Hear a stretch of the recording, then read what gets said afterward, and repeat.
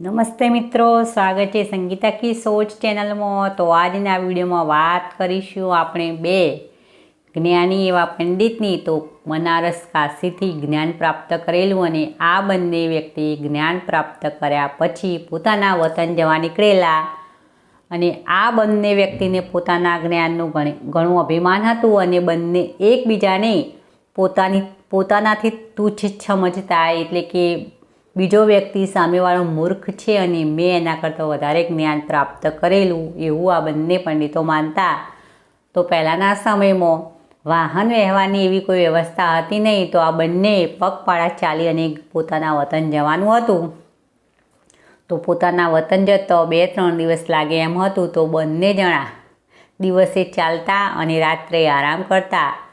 તો રાત્રિના સમયે એક નગર આવ્યું અને આ નગરમાં એક શેઠને ત્યાં રોકાવાની આ લોકોએ શેઠની પાસે પરવાનગી માંગી અને શેઠને કહ્યું કે અમે બનારસ કાશીથી જ્ઞાન પ્રાપ્ત કરી, વિદ્યા પ્રાપ્ત કરી અને અમારા વતન જઈ રહ્યા છીએ અને અમારે આરામ કરવા માટે તમારે ત્યાં રોકાવું છે। તો બસ શેઠે પોતાને ત્યાં રાત રહેવાની પરવાનગી આપી દીધી અને આ બંનેને જતો શેઠને એટલી તો ખબર પડી ગઈ કે આ બંનેને પોતાનું વિદ્યાનું ઘણું બધું અભિમાન છે અને આ બંનેનો વ્યવહાર એકબીજાની તરફ સારો નથી એવું શેઠને ખબર પડી ગઈ, કારણ કે શેઠ પણ ચતુર, ચાલાક અને જ્ઞાની વ્યક્તિ હતા।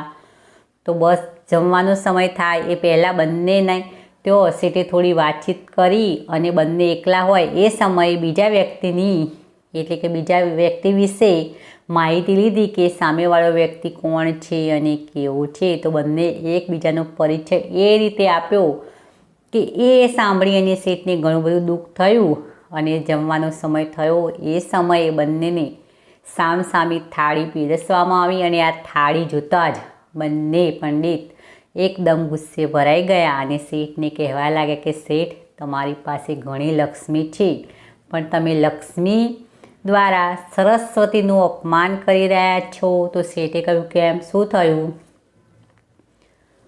તો પેલા બંને પંડિતોએ કહ્યું કે તમે જે ખાવા માટે અમને થાળી પીરસી છે અને એ થાળીમાં છે ઘાસ અને ચારો। તો શેઠે કહ્યું કે આમાં મારો કંઈ વાંક નથી, તમે જે રીતે બંનેએ એકબીજાનો પરિચય આપ્યો એ રીતે જ તમારું ખાવાનું જે તમે ખાતા હોય એ જ તમારી થાળીમાં પીરસાયું છે।